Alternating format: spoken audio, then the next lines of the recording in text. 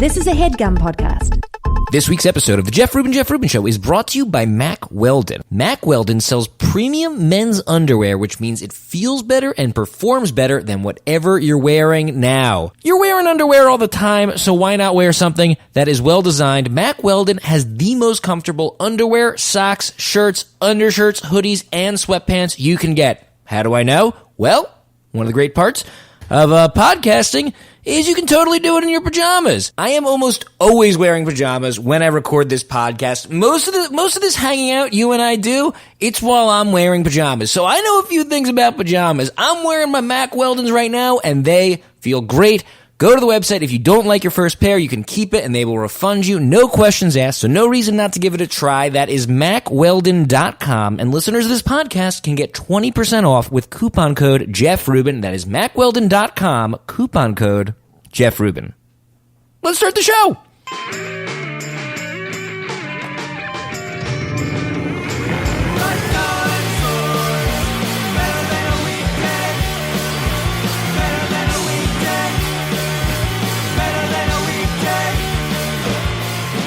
Hey everybody, welcome to the Jef Rubin Show. I am Jef Rubin, here today on the Skype on the phone with Jef Goodger, a writer for Bowler's Journal International. And he's here today not to talk just about bowling and not to talk just about Bowler's Journal International, but to go behind the scenes of his new cover story, Bowling with Weird Al, How America's Greatest Pastime Influenced America's Greatest Satirist. Jef, welcome to the show. Thank you, Jeff. To add a little more redundancy to this, I'm very happy about that. I think most people listening to this have probably gone bowling and are familiar with what bowling is, but I doubt very many have had a chance to look through an issue of Bowling Journal, or is it Bowler's Journal, not Bowling Bowler's Journal, yep. Bowler's Journal. It belongs to the bowlers. It's a voice to the bowlers. Bowler's Journal International. Most people have not had a chance to thumb through an issue. What can you tell me about the magazine? Well, it's definitely an industry magazine, so anybody reading it is hardcore bowler, and you get all kinds of the crazy minutia of bowling, all the insider stuff of what the true nerd bowler really wants. And I say nerd affectionately because in any aspect of life, there are certain people who go farther than you think is necessary, and that is where these bowlers go. And that's kind of Bowler's Journal. So when you say it's an industry magazine, does that mean it is professional bowlers or, more than casual bowlers? Or is it people that own lanes or somehow work in the bowling industry, ball manufacturers, I guess? I don't know. Yeah, it's a little all that. One of the perks of becoming a PBA member, if you're a professional bowler, is you get a subscription to this magazine. All the ball manufacturers are involved. And then the very serious, not quite professional, but heavy into it amateur, they might subscribe to it, and then fans as well. So predominantly industry magazine, but it's definitely a niche thing that isn't going to be the easiest thing to find on the newsstand. And how often does it come out? Monthly. Okay, so there's a monthly magazine. Now, here's the big question for me. From my perspective, I'm a casual once or twice a year bowler, and to me, from my casual fan perspective, the game seems pretty static. The lane is always the same, the pins are always kind of organized the same, but I know that's not true because you're writing for a monthly bowling magazine. Right. And I know a lot of that is just informed by my casual perspective. So help me understand, what is new in bowling every month that is covered in this magazine? Well, the easiest thing that's new is following the professional tours. So there's the PBA Tour, there's the PBA 50 Tour, which is the senior tour that's getting started again in April. The PWBA Tour is coming back in April. The PBA Tour is a year-long thing now. It's a 12-month season. So there's always something new there. And then this other thing about bowling that is unique from other sports is the alleged amateur competitions. And I say alleged because there are some amateurs who make quite a bit of money bowling as amateurs, and to me that doesn't make sense. What's quite a bit of money? Can you put it in perspective for us? Well, in bowling, at the professional level, there are several who will make six figures a year. getting up toward mid six figures, but not really approaching seven figures. So the amateur level, I say quite a bit of money. No one really knows because those numbers aren't publicly reported. But certainly if you're a 25-year-old and you're really good at amateur bowling, you're probably making more money than your 25-year-old friends who are not bowling. Now, I want to get back and understand a little bit more about tournament structure and how amateurs and professionals make money off of bowling. But before we do that, help me understand, how come you're writing for this magazine? Where did you come from? How did you come to this? Well, I wanted to get better at tennis. I just played tennis with a friend for fun, and I wanted to beat him really badly, so I wanted to get better at it. So I asked the internet, how do I get better at tennis? And I landed on a pretty well-known site called about.com, and it was teaching me how to get better at tennis, but I was also a self-employed writer. I've been a writer for 12 years, self-employed, and so I'm always looking for the apply to write for us links. So there was one there, and there were several topics available, and the one I knew most about was bowling, and I thought, let's go for this. So now, why did you know the most about it? Did you bowl in high school? Were you still an active bowler? I was on a bowling club in high school. We didn't have a bowling team, and I wasn't like a childhood bowler my whole life. But when I say I know most about it, I mean like some of the other topics were Atlanta nightlife, and being that I don't live in Atlanta, I knew more about bowling than Atlanta nightlife. So you weren't particularly enthusiastic about bowling. You just had like a base set of knowledge on which to build. And you were just like, yeah, that sounds like a thing. At the time when you see this ad, you've been writing for a while. So you're something of an adult at this point. This isn't like you're not a kid anymore, right? Correct. Yes. It's mostly during my career, I've been writing. Well, I started as an advertising copywriter, so doing a lot of that stuff, and then I started getting into more journalistic type things, and that's where I landed into this bowling gig, and through that, I started attending some professional events, and then you meet people, and cutting out a whole bunch of that tail, that's how I ended up meeting the people in charge of Bowler's Journal who said, hey, write for us. Okay, I will. So you kind of fell into it, as opposed to someone who, was passionate about bowling and always wanted to cover bowling or something like that. A little bit, yeah. I was into bowling, but I certainly wasn't. It wasn't my entire life. So, yes. Is it your entire life now, or are you still writing other things? Still writing other things, but bowling is certainly eating up a large percentage of my time. Like half? That's probably fair to say. Do you cover other sports too, or just bowling? It's mainly bowling, yeah. Okay. Do you have any desire to cover other sports, maybe tennis or something? Yeah, that'd be fun. I've done a couple things for the Milwaukee Admirals hockey team. So I've been a hockey player all my life who fell into bowling, which is so it's fun to do the other stuff. But the more you get into bowling, the more absurd and the more fascinating everything gets. All right, well, then let's all collectively right now get into bowling. I want to know more about it. I guess there's like a list of topics I had in mind, and I was curious, is this something that would be featured? Is this the kind of thing I might expect to see in the magazine? I guess another way of asking that is this something that's just kind of discussed out there in the world of bowling? Right at the top of my list is new ball technologies. Is that something you guys are talking about? Like, I see that there's bowling ball companies advertising in the company and sponsoring pro people, and presumably everyone who is watching a professional bowling match already owns a bowling ball. So I'm assuming they're selling new bowling balls somehow. Have there been advancements in bowling balls in the past, 10, 20 years or whatever? Yes. That is actually probably the number one conversation that goes on. Okay. I'm glad it was on the top of my list. I somehow intuited that. So What's new? I mean, again, I've touched many bowling balls in my life, but to me, they're all just kind of these heavy slabs with 3 fingers in them. What's new in bowling balls? Okay, well, if you go bowling just for fun and you take a ball off the rack, it's almost definitely a plastic ball. The cover stock is plastic, and the core on the inside is what they call a pancake weight block, which means it's not weighted to create any sort of advantage or extra hook on the ball.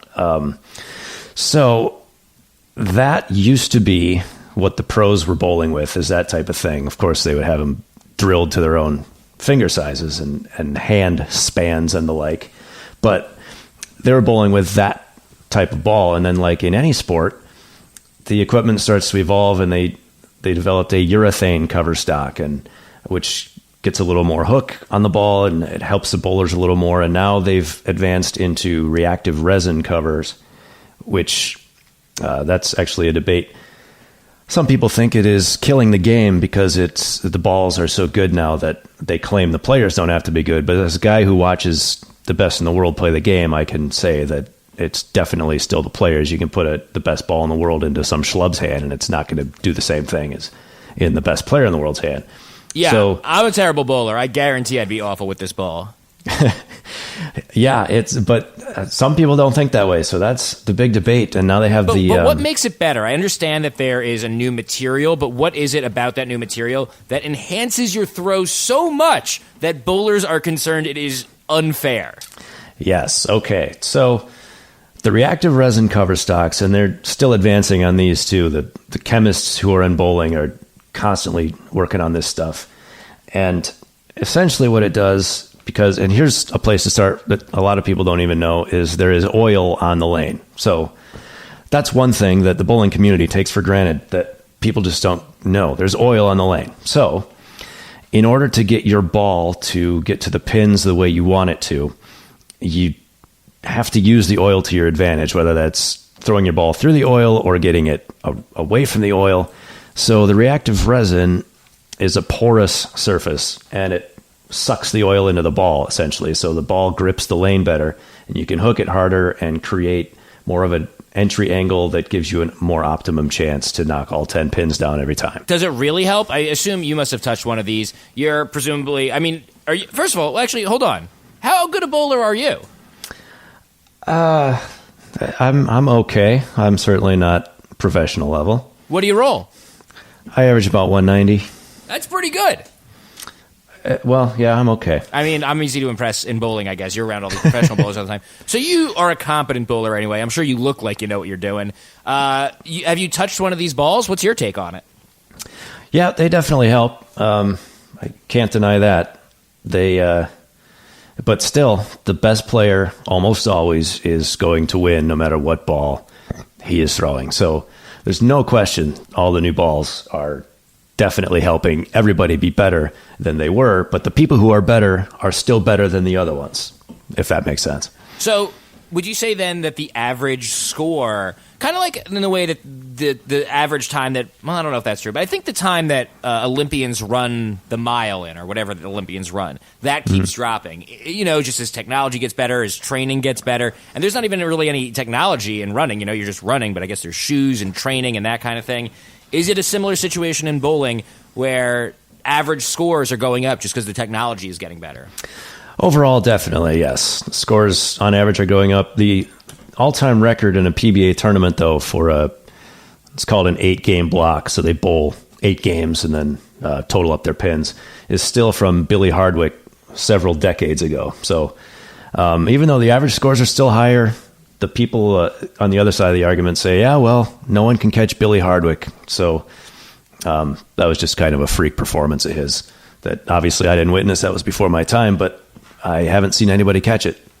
Billy Hardwick, for podcast enthusiasts, is, of course, the father of notable podcaster Chris Hardwick. Indeed. Anyway, just wanted to make sure everyone was on the same page about that. Is there other non-ball technology that is improving the game? Maybe fancier shoes or something like that?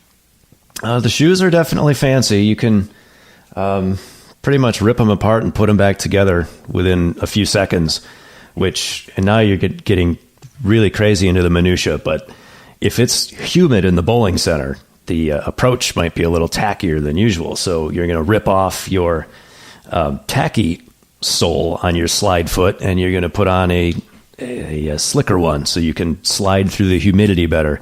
And how much of that is placebo and how much actually works? I think most of it is actually working, but I think a nice placebo effect in there as well. Maybe 5% of it is placebo, but that certainly helps. So the shoes are amazing. The equipment's amazing. They're changing the types of oil on the lane to try to keep the integrity of the oil, if that makes sense. Because every time a ball goes out in the lane, oil moves. So players have to know this and then adjust to, well, the oil's gone there, so now I have to move here so I can get it back to where the ball needs to be, and just all kinds of absurdity. You have to make about 90 trillion decisions, slight hyperbole, to figure out where to throw your ball to continue to strike and really put up huge scores, especially at the highest levels. Now, wait a minute. What are those decisions? Because the pins are always in the same place. The lane is always as long as it's supposed to be, and you bring your own ball. So what are, like, the various elements at play that one might consider in their approach? A professional would consider. Okay, well, you need the two things that the professionals are always looking for are the right speed and the right angle. So you want the ball to hit the pins at the right angle to give you the optimum chance that they all knock each other down. And to do that, you need to throw it at the right speed to get that angle based on where the break point is on the lane, which is where the ball starts hooking. So to get the ball to that point, you have to know where you want to set the ball down. And to do that, you need to know where you want to stand. And any sort of, it gets really crazy into if you tilt your hand an extra 2 degrees, somehow that puts a little more axis rotation on the ball to either get through the oil or pick up more of the oil.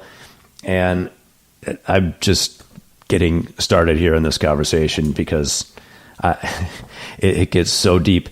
But and you have to make all the decisions every shot, because before you throw your next shot, somebody else has thrown another shot, and then everything's changed, and you have to kind of anticipate what your next move is going to be, and whether that's moving your body, moving where you're aiming on the lanes, changing your speed, slower, faster, walking slower or faster. It's really kind of insane. Don't touch that dial. There's more Jef Rubin Show right after this. This week's episode of the Jef Rubin Show is also brought to you by Blue Apron. You guys know the deal with Blue Apron by now. They send you everything you need to make great meals at home. It's an amazing idea, and it's easy. They have made an easier way for you to go grocery shopping and cook. And if that was it, that would be enough to recommend it to you. But Blue Apron also uses these fresh, high-quality ingredients, so it's not just easier, you're also making better food. They've partnered with 150 local farms, fisheries, and ranchers all across the country to make sure that the seafood is sourced sustainably.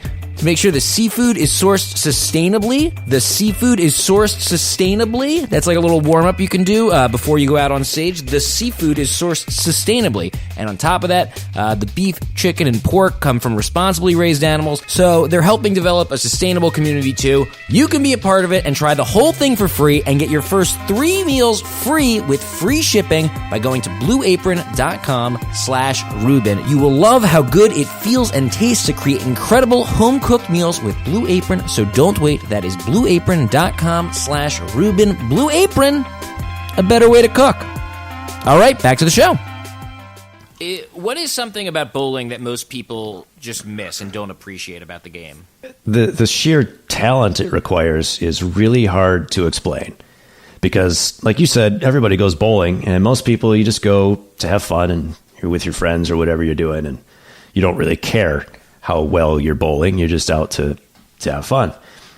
And if you really want to be good at it, the people who are the best bowlers are as good at this as Wayne Gretzky was at hockey. So it's just so hard, though, because you need such a level of knowledge of why they're that good to really understand it. Because otherwise it just looks like to a novice of, oh, wow, that guy can hook the ball and he strikes a lot. He must be fairly good. But it's way more than that. You just can't really see it.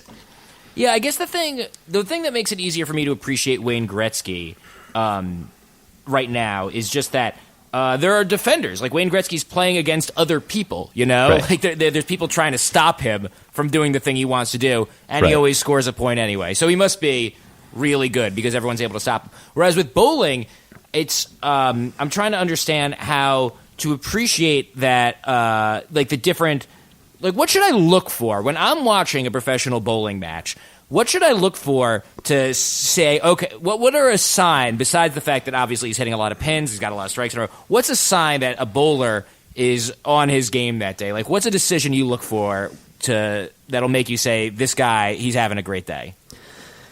Well, to me, you can just kind of sense it if he a little bit in his swagger, if that makes sense. It's weird, but when they throw the shot and they post at the line and they just know that this is a good shot, and then when you see the ball go through the pins, if the pins are exploding and if there's just no chance, if you can't fathom he's not going to strike, it's kind of an inherent sense that I think I'm getting at here. It's not really looking at what he's doing precisely, but looking at how he is doing it, because in order to be the best at it, you really have to have the confidence in all the shots you're throwing, and that it's hard for the players to hide that. They're not always the most exciting to watch after they throw a strike and they just lumber back as if nothing happened, but you can kind of sense the swagger in them. And so that's what I look for, of this guy's good and he knows he's really good today. So if you and I were to walk through a bowling alley, I could point at a bunch of people and say, that guy's good, that guy's terrible, that guy's probably good most of the time. But I don't know that I could give you a checklist to go in and make those decisions yourself unless you could inherently see it, which comes with watching hours and hours of bowling, I've learned. How much bowling do you watch?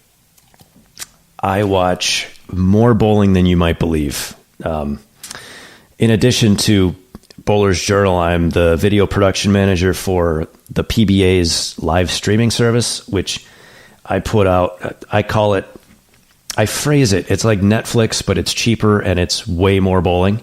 So it's like you watch pro bowling, they're on Sundays on ESPN, and those are the final players. It's just, those are the guys who've been bowling all week and they've been the best, and now they're bowling for the championship.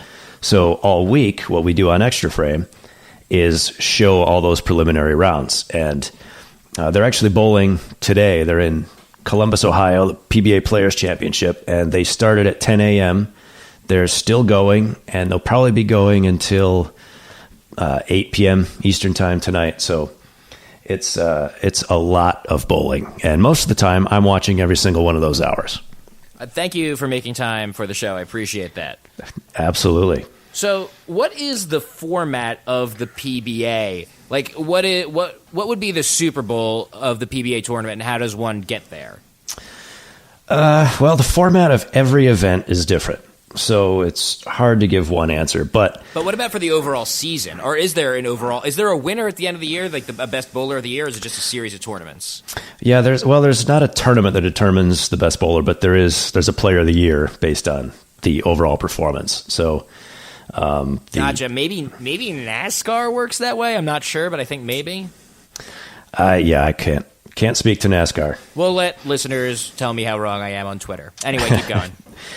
Yeah, so the actually probably the most prestigious tournament is coming up next week. It's a Tournament of Champions. It used to end the season. Now it's kind of at the beginning of the season, which is interesting, but you have to be a champion to get into that event. So in order to get into that, you have to start bowling. There's kind of like a minor leagues of the PBA. It's called the PBA Regional Tour. So if you want to be a pro bowler, it's best to start there. If you start doing well there, then you start bowling some of the national tour stops against the best players. And the national tour and the regional tour have kind of gotten a little mixed together. Players going either way whenever they want. There's no rule that you can't bowl both. So you have to win a title, though, to qualify for the Tournament of Champions, which is why it's so prestigious, because it's hard to win a PBA Tour title. So all the best bowlers will be in Shawnee, Oklahoma next week, trying to be the best of the best bowlers. And that would be the Super Bowl, the Tournament of Champions, but it's definitely, now that it's a 12-month season, which it's been for past 3 or 4 years, it's a small part of the season now. And then what do you write about when you write about bowling tournaments? Is it, I imagine, it's like traditional sports writing in some way that there's storylines going into the big event. Is that right?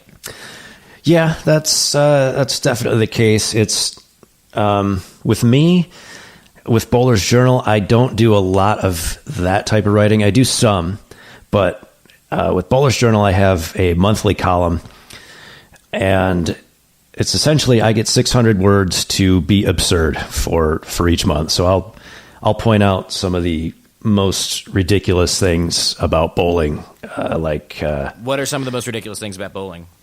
Well, the first one I ever wrote was about how you walk into a bowling center and there are just signs pasted everywhere that tell you not to do things. Don't wear your street shoes in the bowling center. Don't wear your bowling shoes outside. Don't wash your hands near the approaches. Don't put food here. Don't throw trays away.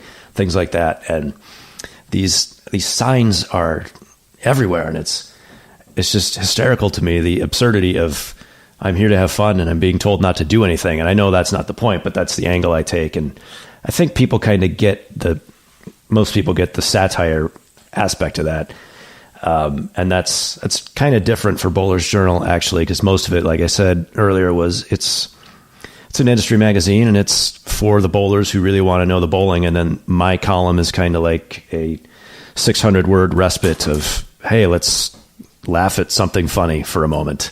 And that's at least my goal. But yeah, then I do, like you were talking about, some of the bowling sports reporting, and it's definitely find the storyline and tell the story. Otherwise, you're just listing stats, and to me, who cares? Just looking at a list of who won, you want to know why am I compelled that this guy won? So what are some of the biggest stories that have come up recently in the world of bowling? Last year, Pete Weber won 6 times on the PBA 50 tour. That was an all-time record. And Pete is probably, if you know one bowler, it's Pete Weber. If you don't know who he is, then you probably don't know any bowlers. And he's probably most famous to a general audience of being the guy who shouted, "Who do you think you are? I am," after he won a tournament. It's on YouTube. It's great. Go watch it. So that was a big story last year. He could barely walk, and he was still winning. He had a hip injury, and he just won everything. And how old is he? He is 53. And this is sort of a famous viral video where he won maybe a tournament as a younger man, I guess. He must have been under 50 at the time, because that video's been around a while, right? Yeah, but, only, I think it was 2012, so he would have been under 50, but just by a year. Just barely. Anyway, I guess he won some bowling tournament, and you just kind of scream. I mean, is that common, that kind of emotional outburst from a bowler, or no, and that's why that video is so famous? From Pete, that's common. From everybody else... From most everybody else, no. Oh, so he's kind of like he's the Dennis Rodman, the bad boy of the PBA Tour. There's actually a ESPN 30 for 30 called "The Bad Boy of Bowling," and it's about Pete Weber. It's about him. Yep. Who are some of the other pro bowlers that you've got your eye on right now? Right now, the big name is EJ Tackett. He was just named Player of the Year last year. He just won in Japan last month, and he's been the guy who has been kind of taking over. For Jason Belmonte was the previous guy, and Jesper Svensson, another young guy. The thing on the PBA Tour now is young guys are starting to win everything, which in most sports that's always the case. Common, the young guys, and now this is a huge story because the last 5 major winners have been 25 years old or younger. So it's kind of exciting if you're a bowling fan to see that it's kind of becoming like the other sports right now, where the young guys have an advantage, which I believe they should. That's just the way life works. That's how physiology works? With my basic level of physiology, yes. Right. Does the magazine also cover, does it appeal and speak to bowling lane owners, like how to manage a lane and, run theme nights? Or is it more specifically about, the actual, the bowling? This particular publication is mostly about the bowling, but the publisher, Luby Publishing, does have several other even more niche magazines, and one of them is called Bowling Center Management, which is all about that stuff. Ooh. Do you have some favorite lanes across this great country or even across the world, that really stand out in your mind when you think about bowling lanes?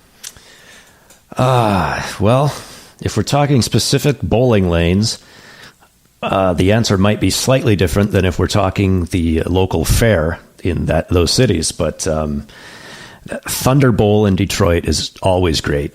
Now, what makes that? Why is that the first one that came to your mind? Because it's huge, and I'm from Michigan, so that gives a little advantage. Plus, it's the first event I ever worked for the PBA was at that, so maybe those three reasons just combined subconsciously, and then I consciously let them out, and now I'm questioning myself. But it's humongous. They have an arena bay of 24 lanes where they tape the TV shows, and they have another 80 or so lanes in the middle where they have huge leagues every day of the week. And then on the very far end of this cavernous building, there's another place where you do the cosmic bowling or the glow bowling or whatever you call it in your particular area of the world. And it's just this humongous, you can't believe this place exists. And so it's just like the awe-inspiring scale of it. Yes. And the players tend to like it. Some of them do. Some players like certain places, obviously, because they bowl better there. But it always seems to be a different result. It's not always, well, this guy's winning this week because here we are. And it's a little more intrigue. Are the bowling lanes, if I just go to a casual bowling lane, I'm from New Jersey, and the bowling lane I went to growing up, which didn't have a TV section with cameras and all that, that's the same as the bowling lane in Detroit, right? Like, there's only one size of bowling lane. There is one standard size, yes, but... that's kind of interesting about bowling, too, is that, like, I'll never get a chance to test myself in the way that Wayne Gretzky did, where I'm being defended against by the greatest hockey players in the world. And I'll probably never shoot the greatest golf courses in the world and see if I'm as good as Tiger Woods. But bowling, like, you can bowl and basically put yourself in the same situation that the world's greatest bowlers are in and test yourself and see how good you are. Is that right? Well, yeah. If a couple conditions are met, yes. What are the conditions that need to be met? So, obviously, like you said, you look at a bowling lane, it's the same size as any other bowling lane. So everything, of course, it looks the same. But the oil pattern they put down can make it harder or easier.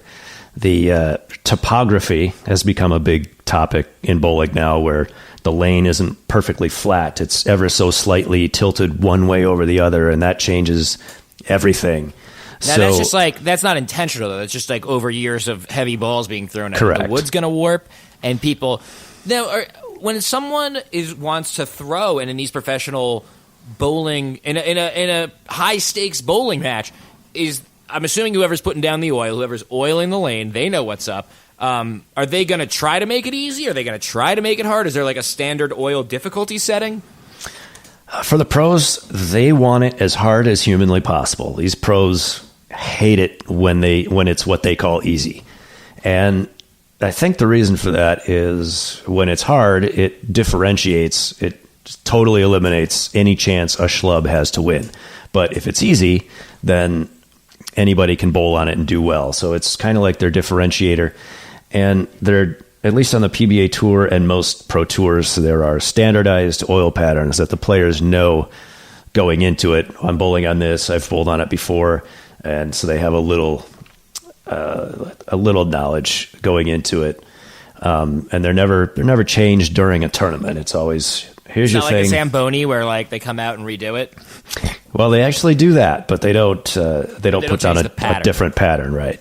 So is just at its most basic level, what is a pattern? Is it like stripes or dots? Like what are some of the different patterns a bowler might know to look for? Okay, it's mostly has to do with how much oil is in a certain spot on the lane. So a standard house pattern, which is whatever your local bowling center will put out for open bowling, it's typically like 32 to 40 feet long, and the lane is 60 feet. So it starts at the foul line, and then it goes however long. And for a house pattern, it's usually more oil in the middle of the lane and then less toward the gutters. And what that does is, if you're just there to have fun, it helps you strike more, because if you throw it too far toward the gutter, there's less of a chance of it going in the gutter because there's less oil there. And then if you throw it down the middle, there's less of a chance of it hooking away from where you want it to go because there's oil holding the ball in place.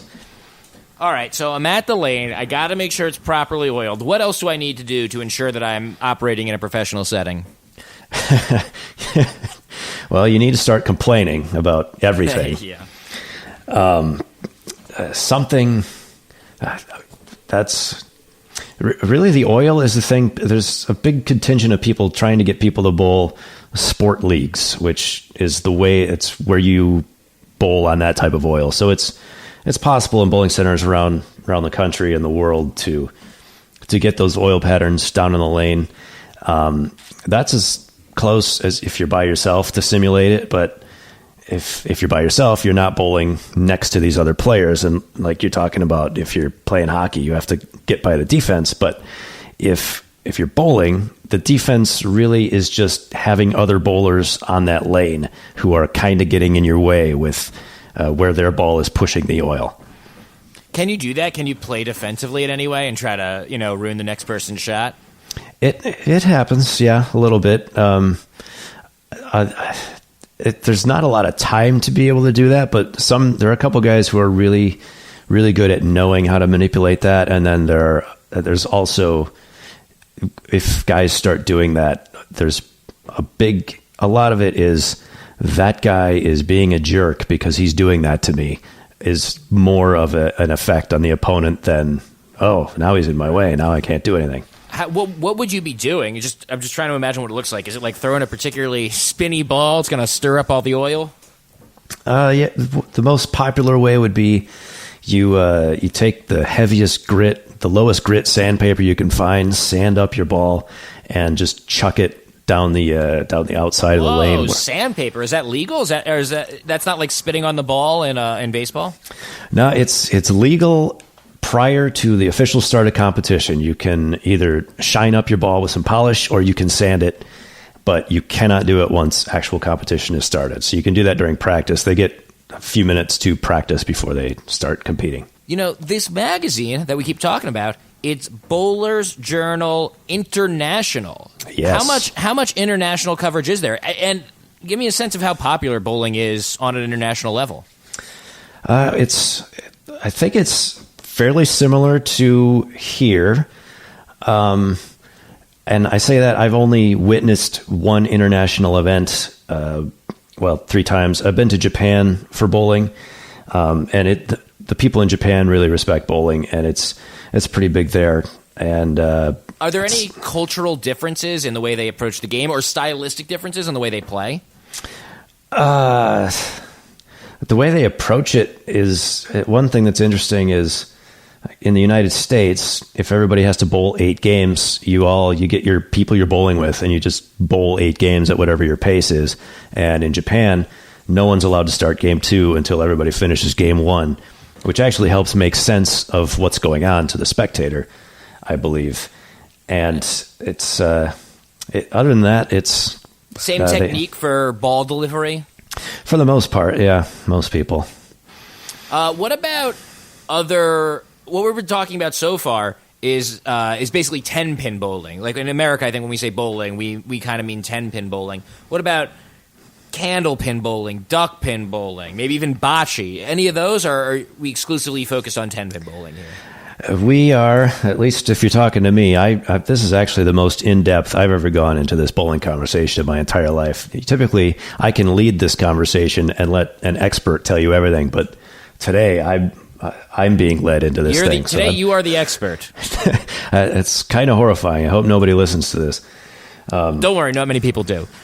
Are there any controversies in the bowling community right now where, roughly 50% of the people feel one way and 50% of the people feel the other way?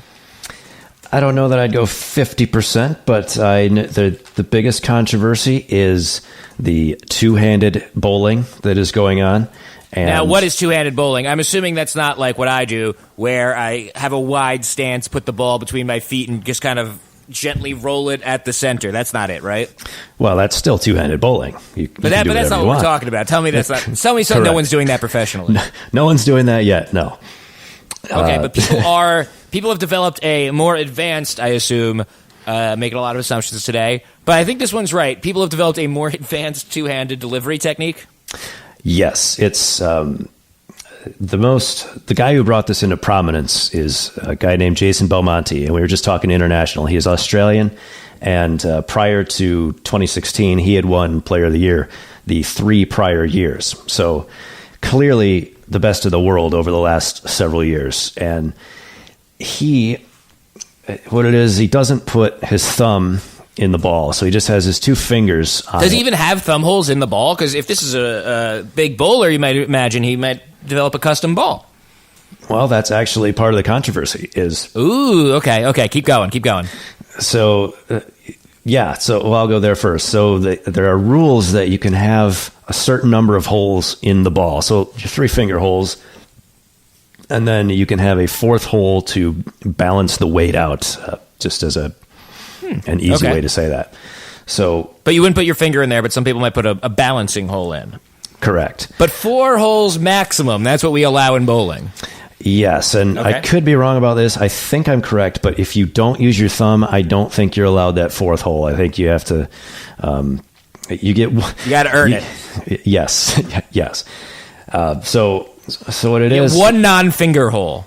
Correct, I believe. Okay. I could be wrong. I'm not on this committee, and these rules change. Okay, so something like that, though. Okay. So yeah, he'll put his 2 fingers in the ball, and then he'll put he's a right-handed bowler, so he'll put his left hand also on the ball, kind of on the front of the ball. So as he delivers it, he's spinning the ball an insane amount with his 2 hands to spin it. And people can argue, and the video proves it, that he does actually release the ball with 1 hand, but definitely the 2-handed delivery, and this guy in particular, there are different types of 2-handed deliveries. There's different types of all this stuff, but some people are on the side of saying it should be illegal to use 2 hands. It's not fair. It's cheating. And then other people are saying, well, it's the evolution of the sport. He's the most exciting guy we have. Yeah, I mean, it seems to me like the basic game is you got to throw the ball, stay behind the line, and hit all the pins. That's like the spirit of the game as I understand it. And I think as long as he's doing that, I mean, look, I just told you I'm a terrible bowler, so I shouldn't be judging in this case. But to me, it seems okay, right? What? Yeah, I'm all for it. But there's traditionalists. There's people who really cling to their tradition, maybe. Right, and I get that side totally. of it too. Yeah. I don't mean to judge them. I'm not a bowler, so whatever. They know more about it than I do. But I'm just trying to understand the different elements at play here. Yeah, so that's definitely the biggest controversy. The lifelong controversy has been the right-handers against the left-handers, of the right-handers resenting the lefties because there's what bowlers say is less traffic on that side of the lane, so there aren't as many balls pushing the oil around. Well, that's interesting. I guess in baseball, you might argue lefties have a distinct advantage too, so that's not totally unique to bowling. Yeah, and any reason to resent somebody is good reason. Anything to argue about in bowling. The Jason Belmonte is the 2-handed bowler. I think they're all 2-handed bowlers, but the 2-handed delivery bowler. Yep. He does he ever bowl with 1 hand, or is he exclusively using this 2-handed technique? It's rare. I've seen him do it 1-handed, but this is how he bowls. Yes. And do you think did he? I mean, maybe you don't know, but do you imagine he learned? He thought about a better way to deliver the ball, or is that's how he learned, and that's how he was a kid, and that's how he bowled his whole life, and now he's really good at it? Yeah, it's kind of the last thing you said pretty accurately. His parents owned a bowling center, so he was just there all day. And this is the same story with actually a lot of these 2-handers that are coming up now. So now you see other 2-handers coming out. Yes. Ooh, okay. But so far, they've been allowed in the game. Yes. And if one of them won Bowler of the Year 3 times in a row, they're probably not going anywhere. Yeah, I don't see any indications that they will. Our final sponsor here today at the Jef Rubin Show is our old friend Squarespace. Squarespace is the easiest way to get your website up and running. Whatever it is you want to do next, you can make it on Squarespace. Even if the thing you want to do is an offline thing, and I don't know why you want to do something like that, but if you theoretically did, Squarespace could help you present the offline thing to the world with their beautiful, award-winning designer website templates. Squarespace is used by a wide range of people, from musicians to designers to artists to restaurants. Whatever it is you want to do, I'm telling you, you can make it happen on Squarespace. Everything you need is there, and they're all in one platform, so you never need to install anything or patch anything or upgrade anything. Start your free trial today at squarespace.com and enter offer code JeffRubin for 10% off your first purchase. That is squarespace.com, offer code JeffRubin. And one last time, back to the episode. Okay, let's talk about this Weird Al cover story from this month's Bowler's Journal International. So Weird Al, common motif on this podcast we talk about a lot, but for somehow those that don't know, Weird Al mentions bowling in a lot of his songs, and I think that is sort of the thrust of your article.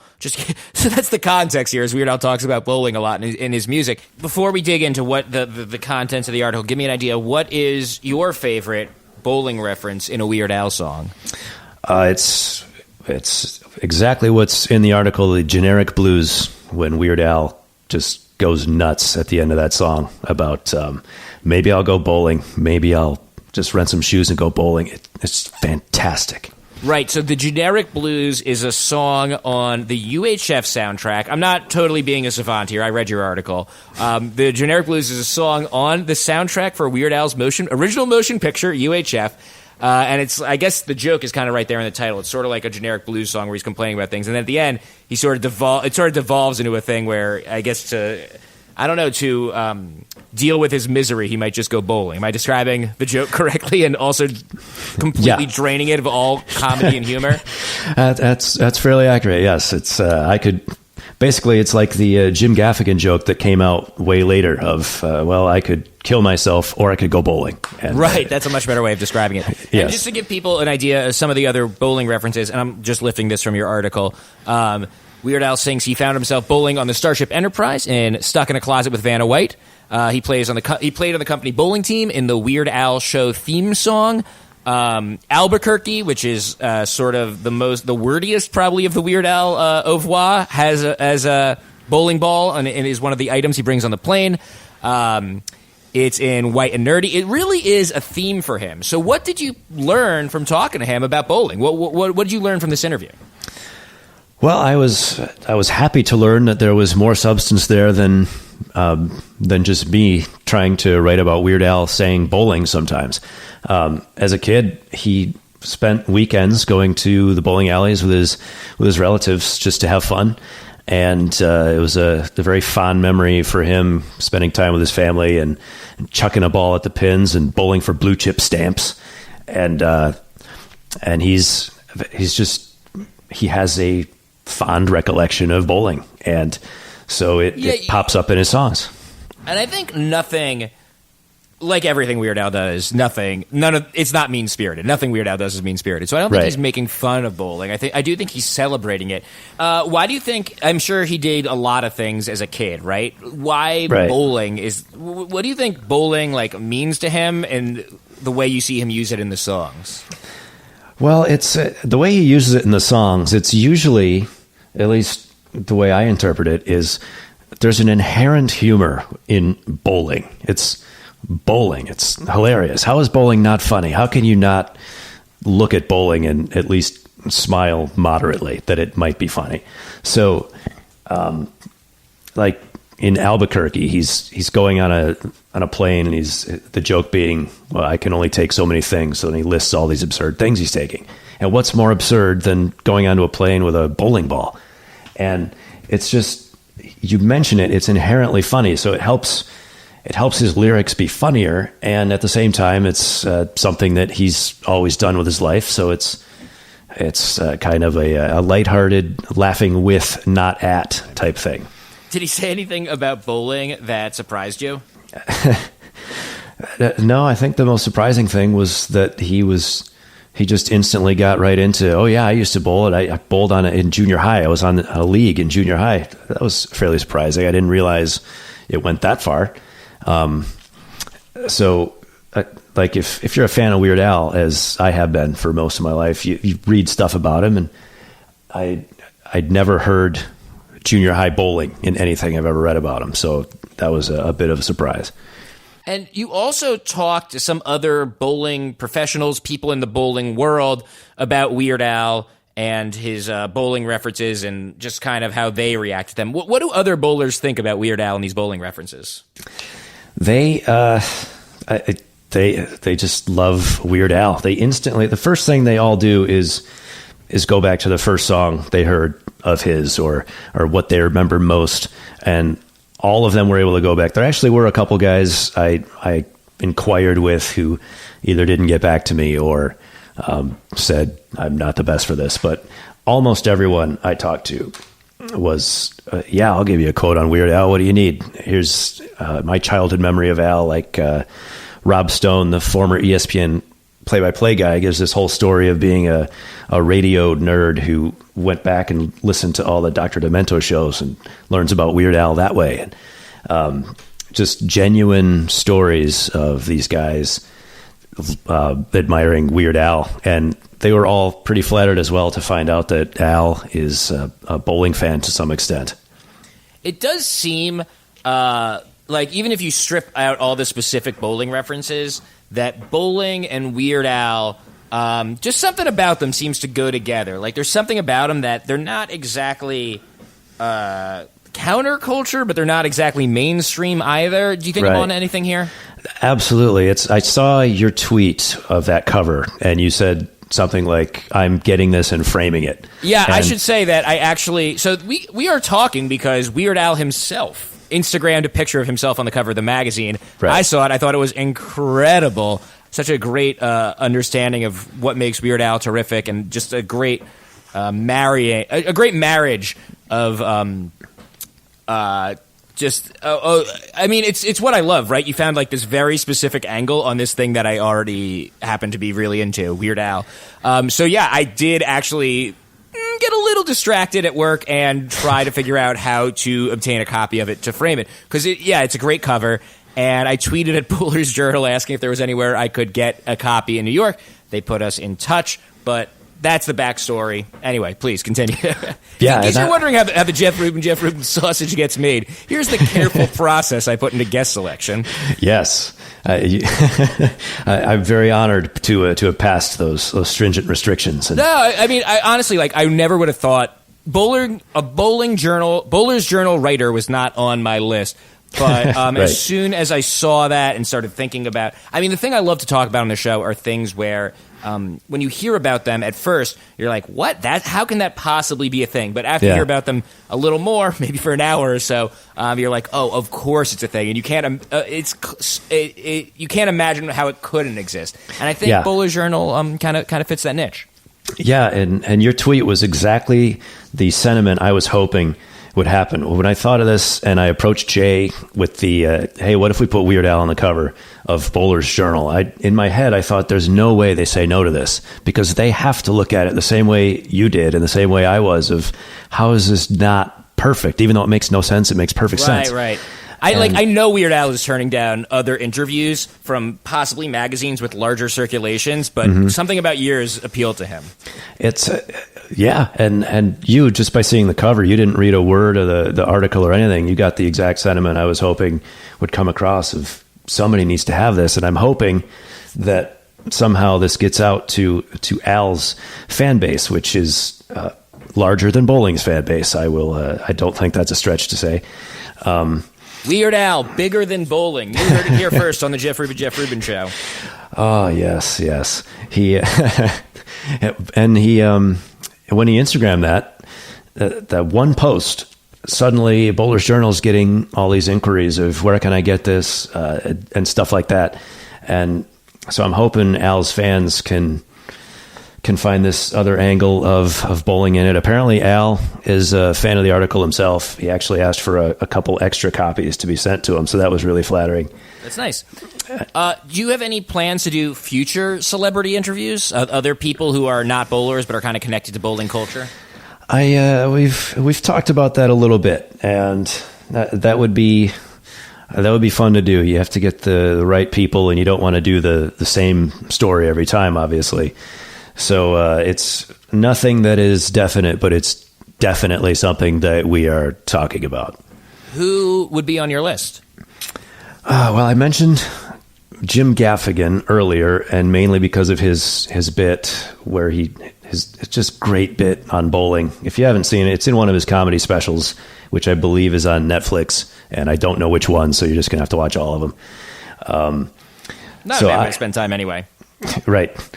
And but then I don't know exactly how deep his bowling entrenchment is. You could think of some people who maybe starred in like in Kingpin. Maybe Woody Harrelson wants to give me a couple hours of his time.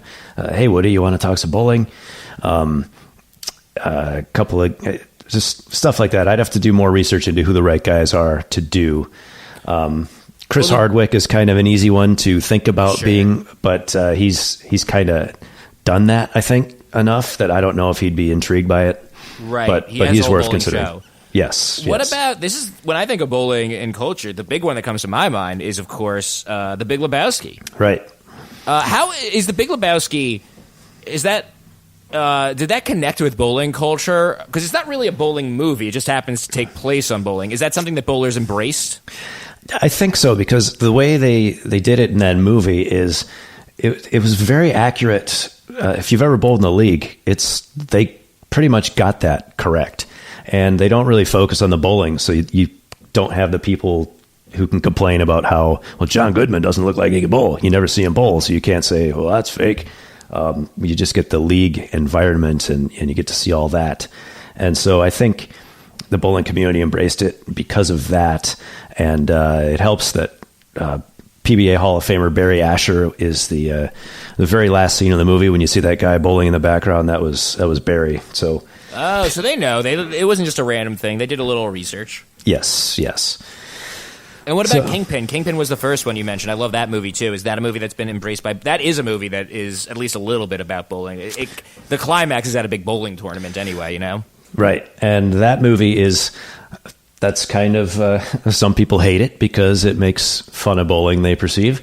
And some people love it because it's just great. Yeah, it's a funny movie. And that would actually... A lot of the extras in that movie were PBA players. So a lot of them love it because they're in it. So when you're seeing the montage of Woody Harrelson and Bill Murray beating all their opponents to get to the finals, most of the guys losing are professional bowlers. So that's a fairly cool story they like to tell. That is cool. So now it's 2017. What are you looking forward to this year in bowling? What do you think the big stories are going to be? The big story is it's all happening right now, actually, here in February. 3 consecutive majors, and everyone is trying to see if this youth movement is going to continue on the PBA Tour, and a lot of people are rooting for it, and several are rooting against it. They want things to go back to the way they were, and they want the same players to keep winning. But so we'll see how that starts to go toward the end of this week. Actually, we'll start seeing that. Yeah, and how can people follow these stories? How can they keep up with bowling and Bowler's Journal? Bowler's Journal, you can subscribe at bowlersjournal.com and just get your subscription, and every month it will show up, and you will love every single word in Bowler's Journal. And if you don't, you'll love several of them. And if you want to watch the live bowling, the best way to do it, and I don't get a cut of this at all, so you go to extraframe.tv, which no E in extra. We don't know how to spell extra. The X means strike, I guess. And you can subscribe there and watch all the qualifying rounds, all the match play. And then the finals are on ESPN every Sunday, including this Sunday. And how can people find you, Jeff? They can find me. I am on Facebook fan page / Internet Bowling Personality. And that is also my Instagram handle. I'm most active on Instagram, Internet Bowling Personality. And I am on Twitter at I am Jef Goodger with one F in Jeff. Cool. Well, Jeff, thank you so much stopping by this afternoon and teaching us a little something about bowling. Thank you.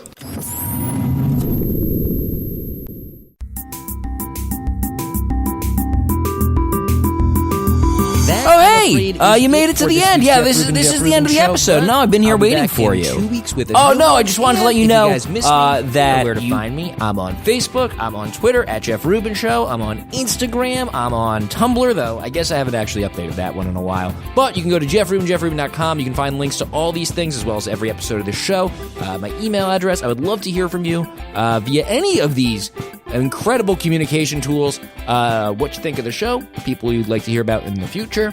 I'm just looking for friends to talk to, so reach out, and if not, that's okay. I'll be back in 2 weeks. See you there. Bye. That was a HeadGum podcast.